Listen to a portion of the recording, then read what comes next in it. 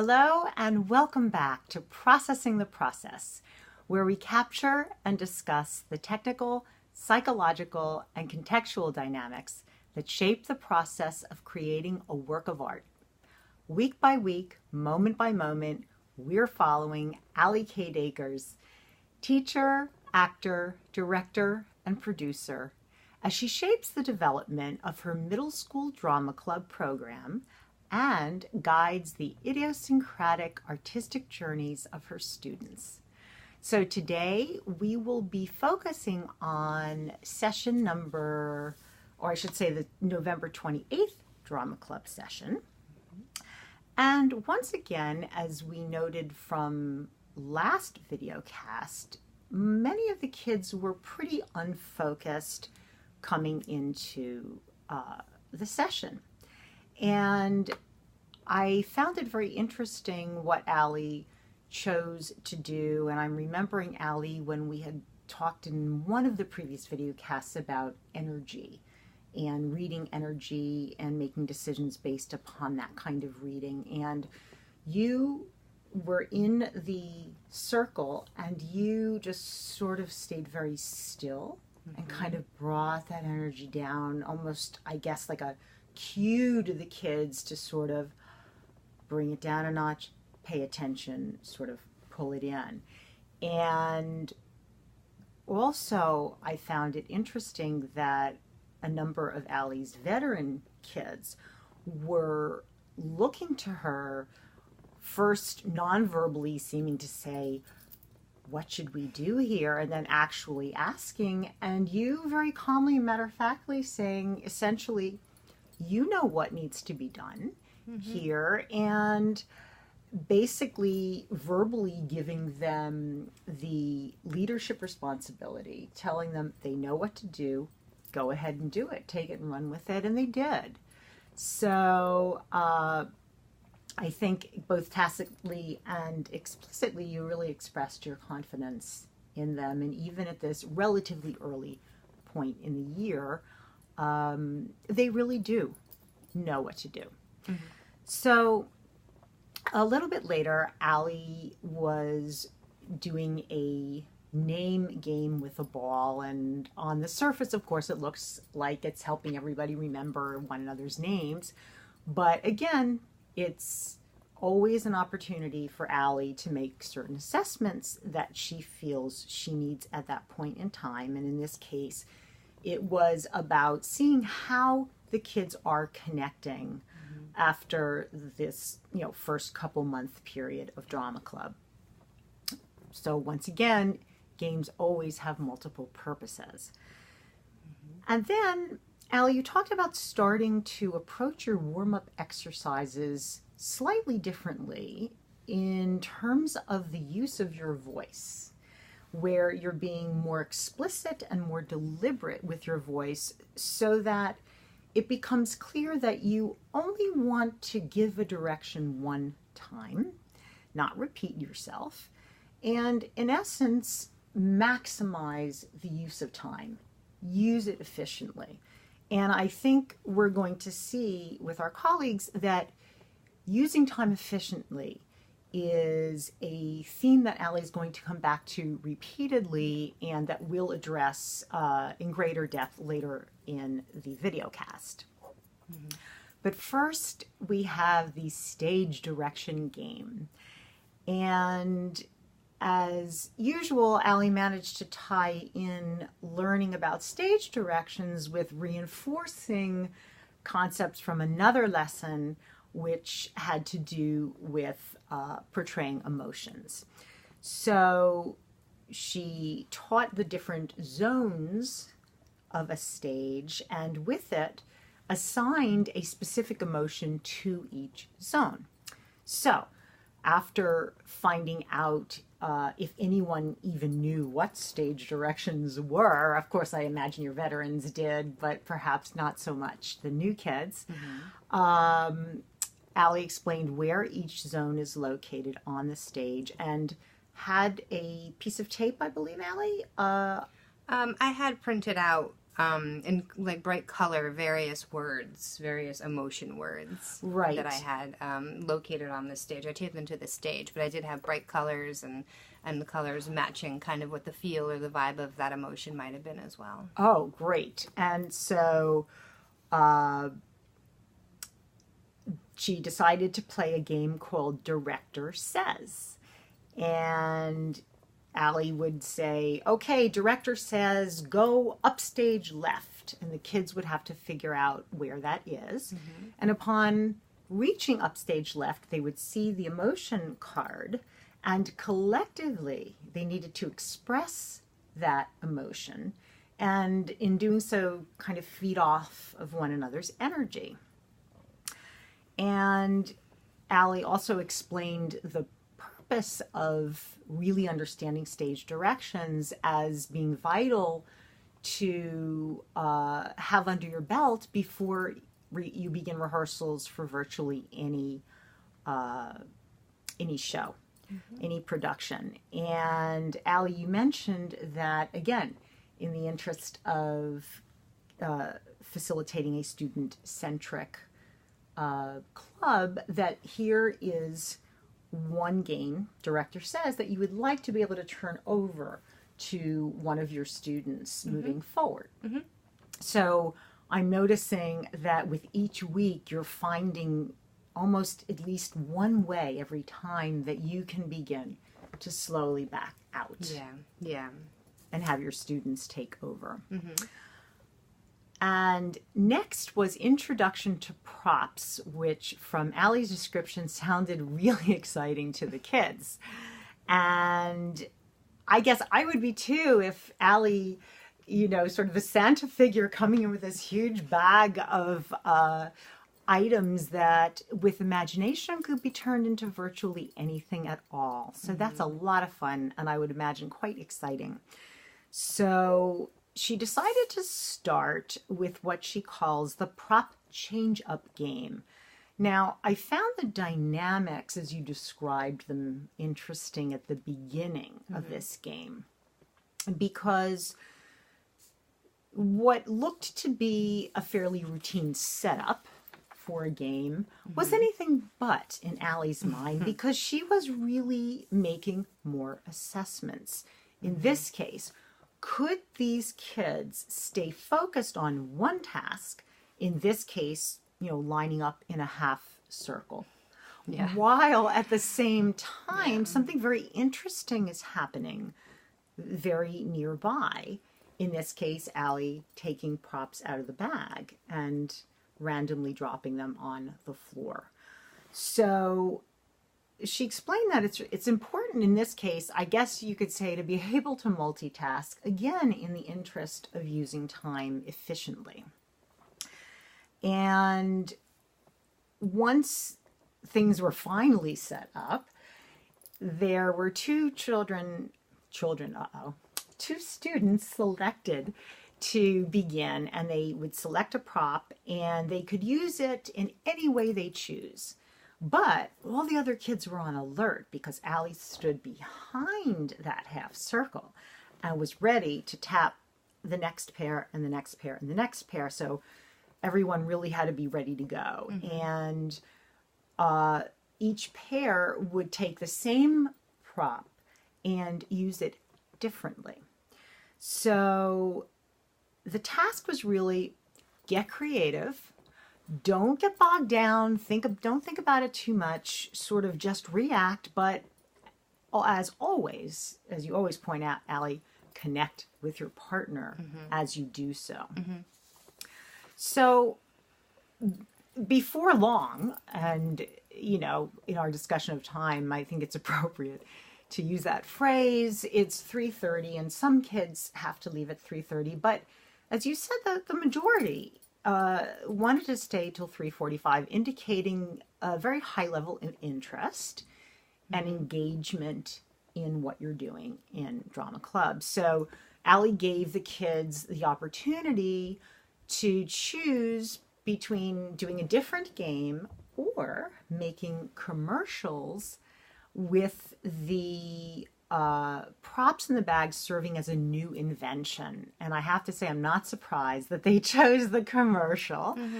And, Allie knew they had about 5 to 8 minutes to work on creating a commercial, about 30 seconds to perform it, and decided to break the kids into 5 groups of about 3 to 5 kids each. And, Allie's slipping in where she can references to other lessons. And in this case, the earlier stage direction lesson. So she would tell each of the groups, okay, you go upstage left, etc. So they would have to remember their stage directions prior to working on the commercial. So Allie, there were some interesting outcomes here, and I was hoping you'd share with us the highlights of these commercials. Yeah. They did a great job. They really did kind of stick to the task at hand. They had a lot of fun, which to me is one of the most important things to provide for them. They worked with confidence, which was great to see because they're starting to own the skills that they're learning. They were heterogeneous groups, so we did have older kids mixed with younger kids, so we got some positive influence in terms of that. I didn't have any fighting or conflicts or anything like that, which was always a good thing. And they had just enough time they had to be focused if they were going to achieve the task. So I really did kind of think about how much is too much, how much is not enough. I checked in when I wanted about 1 minute left for preparation to be what was left for them. I checked in with each of them, and most of them were good. One group was like, we have a little bit more. I'm like, well, you better be rehearsing final product now, and give them these little cues. And they did a good job kind of keeping up with what those time markers I was giving them as well. So that was great. They did have some rules within the context of the work. It had to be a commercial. That had to be a new invention, something that hadn't been created yet, that they can kind of completely mastermind. It did not all have to be real or possible, for that matter. They had to come up with some sort of a price situation, and if they wanted to, they could have a storyline to their commercial, but it didn't have to have any kind of actual story. And one group's commercial was particularly strong. I think they took a paint roller, like the thing that you would attach for a paint ruler, the little fuzzy thing, and a rope that was in the bag or on the floor, and they tied them together, and they came up with this sort of fake hamster toy. And their whole pitch was like, if your mom won't let you have a pet, like, this is the one for you, kind of a thing. And they had a whole they did choose to go with the story. They had like a sad kid who was like, I don't get a pet, and some, and like, poof, you need this, and like, approached with it and appeared with it. And the kids like dragging, it's funny to watch, they're dragging along the stage floor like this, paint roller tied to a string. But it's great. They took multiple things, put them together. And they did a really nice job with that. So, and everybody got along. It was cohesive. It had a beginning, middle, end. It was really to the point, and it achieved the task well. It was a really strong example. So that's great. And one of the things you mentioned to me, I found interesting. Some of the kids still had their heads in the prop change-up game. They did, yeah. And your instructions from that game that they sort of superimposed, if you will, on this one. They did, yeah. They would say, it can be this, or it can be that, or it can be this, which, again, reflects the previous game, but that wasn't necessarily the nature of this particular task. So it was interesting to see how and who carried that over, transferred that over. Yeah. But it also, at the same time, they made it work. It wasn't like a fail by any stretch of the imagination. It was just an interesting sort of thing to note, like do I need to express myself more clearly to make sure that those points of what are necessary to be expressed in their work, do I need to kind of be a little more explicit? But it wasn't a bad thing. It was interesting to have multiple different examples of the work. So exactly.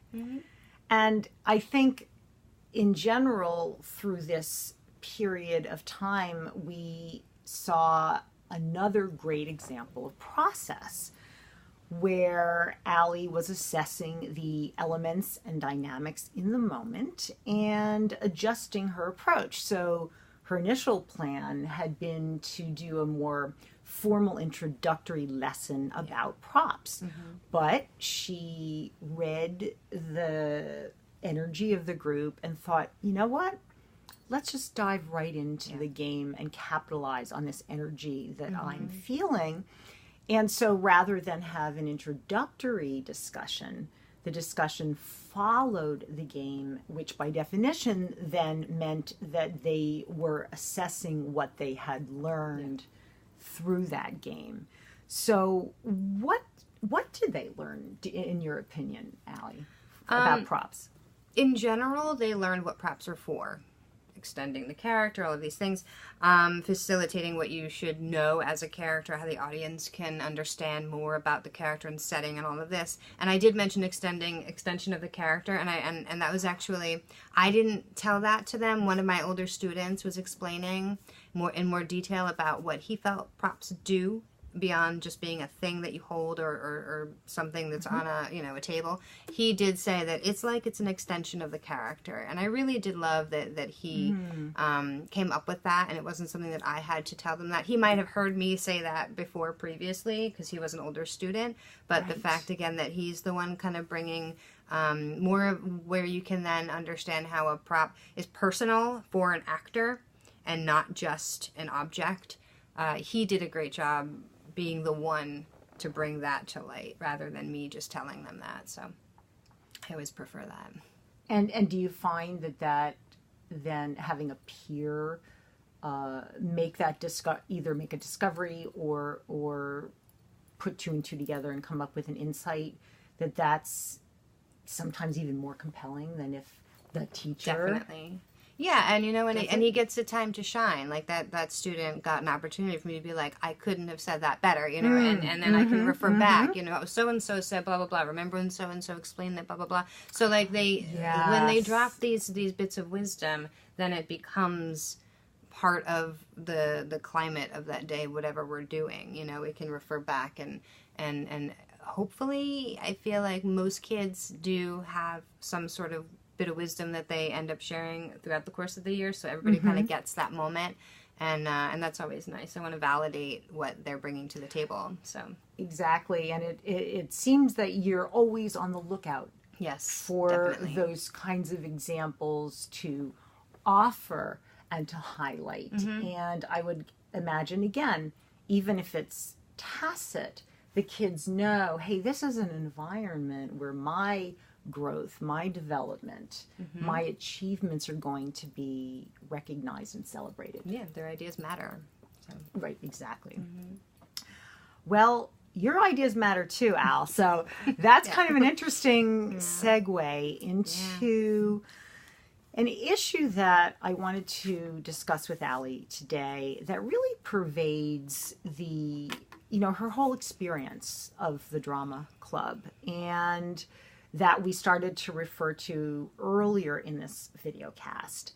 And that is the feeling that there is simply not enough time to be able to make the kids' experience as enriching as you would like to be, both from a depth standpoint, the ability to go into individual subjects in depth, as well as a breadth standpoint to cover the certainly in the theater a very broad range of topics, and do it in a way where you feel the kids are going to walk away with an amazing experience, lots of knowledge, and tremendous growth on multiple levels. Now, that's a lot to pack into a pretty short time period, and this is what I kind of discussed with Allie earlier, is what I call a contextual setup, which is that this is a context where the drama club is an after-school activity that is allotted a specific amount of time, and that is all you get for the most part.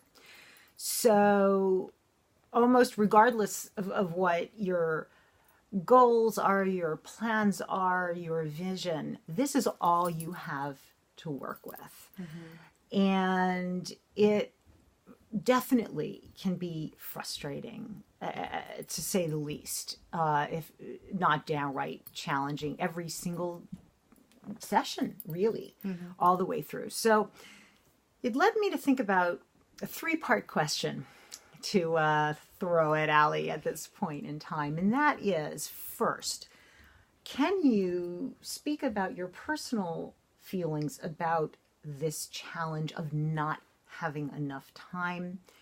2, can you describe some of the initiatives that you're trying to undertake or you'd like to be able to do in the future that might help to ease this sense of a crunch that you're, under all the time? And 3, how do you find that proverbial balance between operating efficiently, which you really want to do to maximize every moment you have, and yet also ensure that the kids have enough of what I like to call open space and time to be able to transition out of school mode? So sounds to me that's a kind of a tall order. Wondering how you handle that. Well, in terms of dealing with my own frustrations, I do wish I could make it as rich an experience as possible. I am frustrated by the amount of time that I have. It feels like as soon as, we're comfortable in the space and we have shifted our energy and we have shifted gears, 20 minutes has gone by, and that's not every day, but it feels like that. The rush is there. I just don't want to infuse the sessions with like a rushed feeling and make them sort of feel that energy or that I'm a taskmaster or that I'm constantly telling them that they're not moving fast enough or they're not being efficient, because that's not the nature of how I want to run things anyway. And even if that's not what I'm exuding, like with my words, even my energy, like I need to be very careful not to make them feel like, okay, we're only here for this long, let's get this done, we're having fun, let's have fun. Like, you have to like hurry up and have fun. So, and in terms of sort of finding ways around my own anxiety related to that, I do need to kind of tighten up those tasks in the beginning. That is sort of a housekeeping issue where I can, and I have started to do that. Right. I have put the first kid that arrives is now in charge of attendance. So like, I don't have to wait at the start of club at the official time when kids maybe have been hanging out there for 8 to 10 minutes eating their snack or whatever. They could be signing in then. So these little things that really aren't so much of me telling them to hurry up, they're just simply little tasks that can get done at alternate times and during the scheduled time I'm sort of making happen, which is good. And I've also sort of asked those older kids to step up in a way. I've started to sort of talk with kids, pull kids aside, make them understand without explicitly telling them so much, like, I need you to do this and be this and blah, blah, blah, for these kids. I will be more like the kids that are focused and are kind of on task. I'm letting them know how much I appreciate that and what a great example that is. And, every time they do this, it makes club better. Things like that, and thanking them, and that usually, in my experience with kids that are already kind of that type of kid, and every kid can be that type of kid, but the ones that this year so far that really have sort of stepped up and always been like, oh, I got that for you. Can I do this for you? Blah, blah, blah. Even the ones that aren't maybe typically like that throughout other parts of their day, I make sure that they know that they're appreciated and they tend to continue the behavior and influence others to do the same. Not every day, but it's... they are kids after all. Yeah, exactly. Yeah, totally. So... And with regard to finding that balance between the efficiency and ensuring that they have the space, I am pretty clear on setting a boundary between the end of the school day and the start of club, and the fact that club is their time to express what they love and to play and to explore, and it's not about homework and it's not about tests, and we don't want to bring the anxiety of the day of where we were into our time together. This is a place where we can release ourselves from that. And the ways that we do that, I definitely encourage them to have a snack, eat something, drink something, do something that's just like a different activity. Like eating and drinking really psychologically kind of reset you into like, okay, now I'm in this thing, I'm doing this, and I had a meal, which means, wow, we're doing something completely different than we were before. Instead of just like rushing with my bag, dropping my bag, and running into the next thing, it's like you have to take that moment, and your body is like responding to that as well when you're eating something or drinking something. I definitely have them rest a bit. I really don't mind if they're like just taking, you know, I mean, I don't love screens. None of us really love screens, but you know, all of us need those few minutes, and sometimes they're kind of in their own space. You know, maybe they're playing a little game that they really love. Maybe they're checking in with friends, checking in with their mom, which is great. All of these things, whatever. So I don't mind at all if they're zoning out, just to give themselves the break that they need. Right. And a lot of times it's on a personal level for them. They're not necessarily doing that with other kids. They're like one kid that just like needed to kind of break from so many people and stimulus that are actively like other humans. They kind of needed to sort of step back before being right back in and being expected to be very much present, very much in you know, the realm of engaging with others. So, and I also don't really have them necessarily report right after school. Some of them come right from their locker and just sit and wait outside the auditorium where we meet.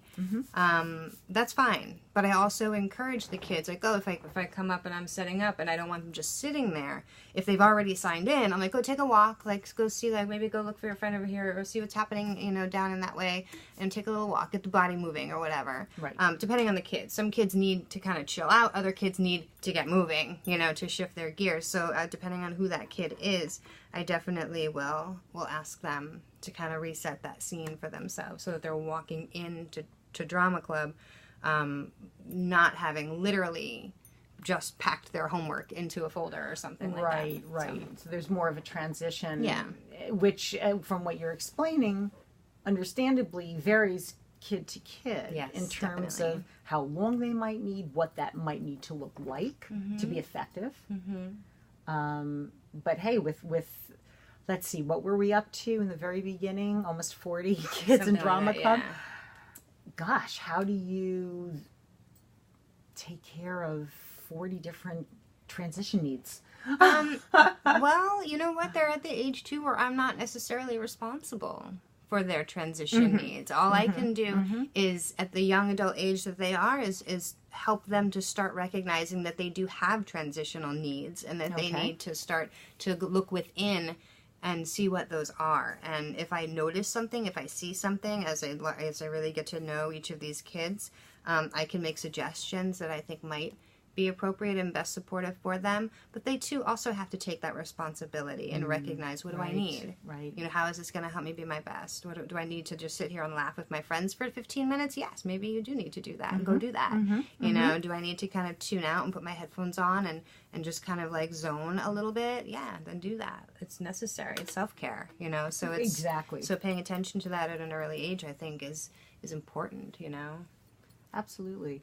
Well, I guess I'm thinking of a follow-up question as well, regarding you and your expectations of yourself, for yourself, within a particular kind of context.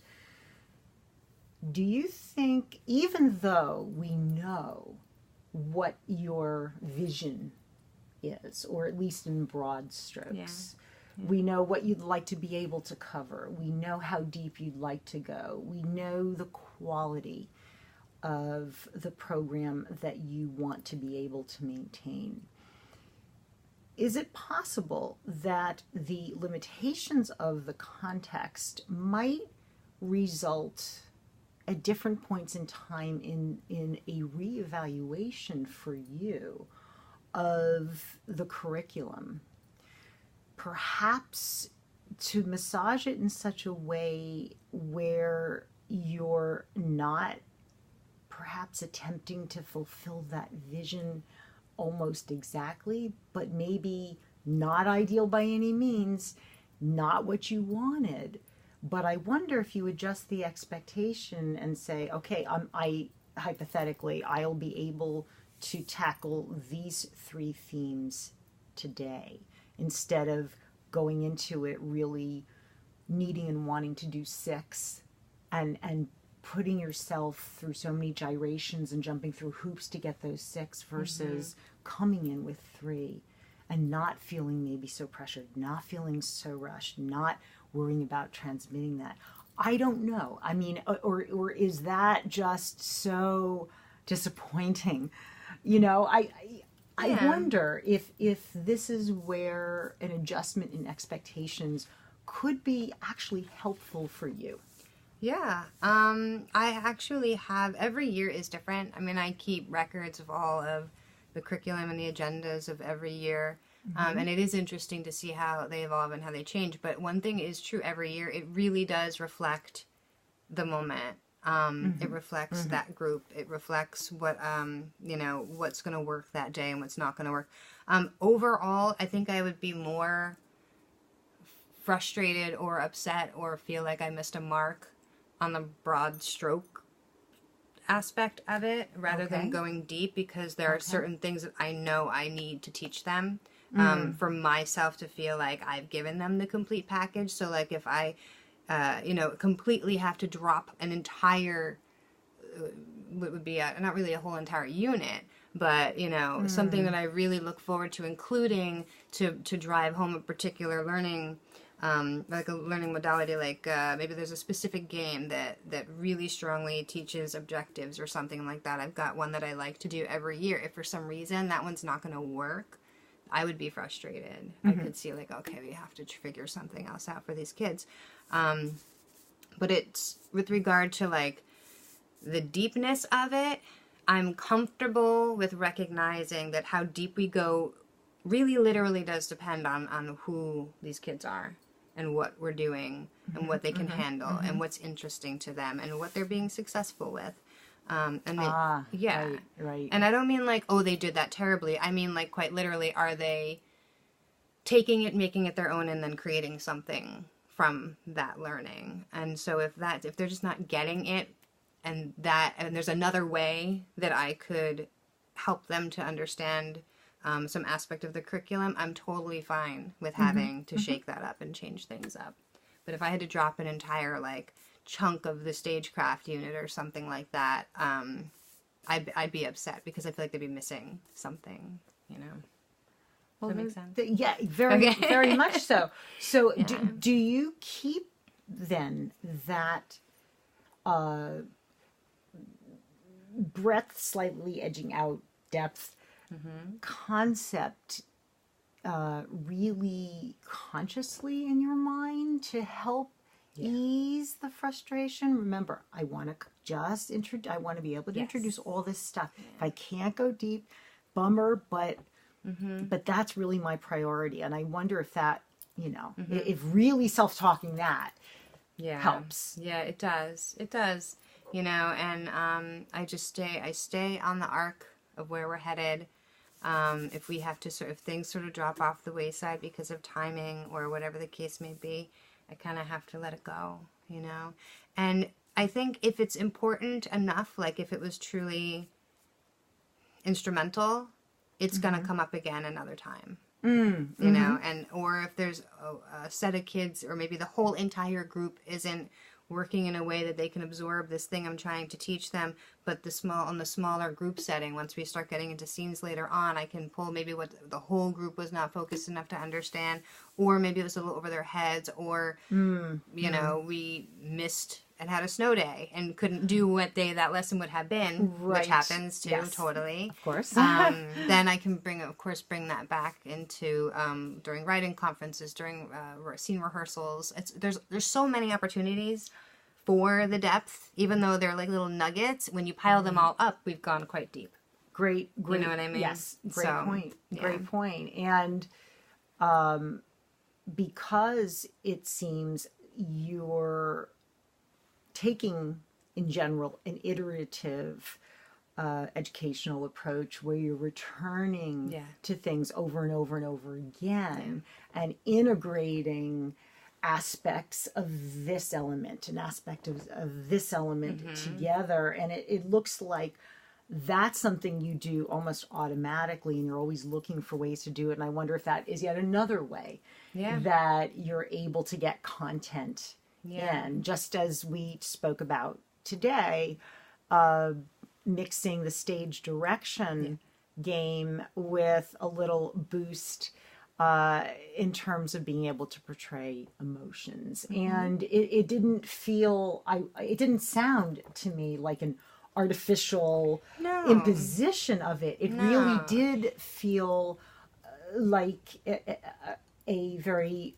logical integration. And I would imagine, because all the different facets of theater are ultimately interrelated and interconnected, it's not as if you're creating something artificial. No, and it was more fun than just them walking there. You know, they connected them, and the faces they were making at each other, and all of that kind of stuff. Really, you know, it's drama club. It's drama club, and we thank you for being with us to follow the ins and outs and the machinations and what it is like for these kids and what it's like for Allie, and how each influences the other, and again how context constantly shapes process. And the more that we can try and tease that out and make sense of it with and for you, the better job, I guess, we're doing too. So, and the more we can help ourselves as well. So thank you very much for joining us this evening, and we look forward to going into all of the latest and greatest next week with you. Take care. Bye-bye.